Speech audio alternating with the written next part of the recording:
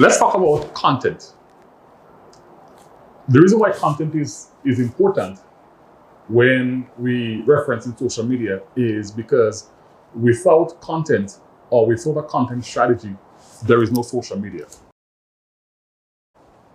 Content is the lifeblood of social media. When we are creating content, the recommendation is to create content based on the stages that persons are in their customer journey. Now, there are different variations of the customer journey, but for me, I look at awareness, consideration, conversion, and loyalty and advocacy. And depending on the stage that somebody is in along that journey will determine the type of content that needs to be created. So let's imagine that somebody has no idea who you are, no idea what you do as a business, no idea what products or services that you sell.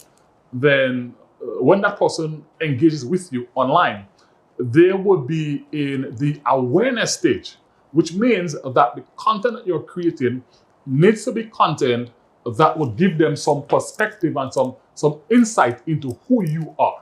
So you have to create content that will tell them who you are, what you're about, and what you do. Now, let's say that somebody knows about you, they know who you are. Then the next stage along their journey away from awareness is consideration. So now that person, they know who you are, but now they have a problem and they're looking for a product or a service to help solve that problem. And they're now considering different options because they were made aware of you in the previous stage. Then they will remember, this business or that brand actually provides a solution that might be able to solve my problem.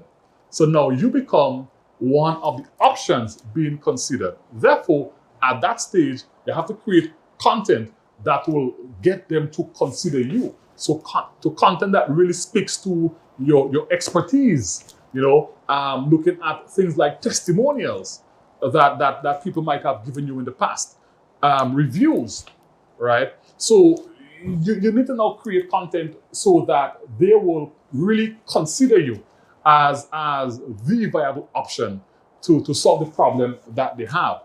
Now, not that they're considering you, they haven't purchased as yet. So the next stage in the journey is conversion, and that is now where they make the sale, or where you make the sale, or somebody else make the sale. But ultimately, in that stage, they are buying something, and you want to ensure that when they're buying, that they're buying from you. So your content now needs to reflect that. What can you do? What can you put out there to ensure that the person or persons actually buy from you? So again, you can look at reviews and testimonials. You can do like an in-depth review of your product. Some people do like product demos at that stage, or they might even do like free trials and so. But ultimately, you have to be creating content that will close the deal. And then the final stage stages are loyalty, which is where that person will then be so happy with you that they're going to keep coming back again and again. And advocacy, where now they're actually telling people about you and telling people about your products and services. So now you have to be creating content that would encourage somebody to want to tell people about you, about your products, about your services. Maybe you're doing some work in the community. You can share content about that. So at least people can feel good that they actually purchase from you or from somebody who's actually supporting the wider community, and they'll be more willing to tell others about you. So that's where your loyalty and your advocacy comes in. Now that we're speaking about content, let's talk about something that I call the content pyramid. No, that's not something that I created. As a matter of fact, the first person I heard speaking about that was Gary Vaynerchuk. And since then, I've seen many other content and social media experts speak about or deliver some kind of variation of the content pyramid. But what it does, and what my recommendation is when creating content, is you start with what I call an anchor content or pillar content. And that is a one long form content that you can splinter other content from. Now, what do I mean by that?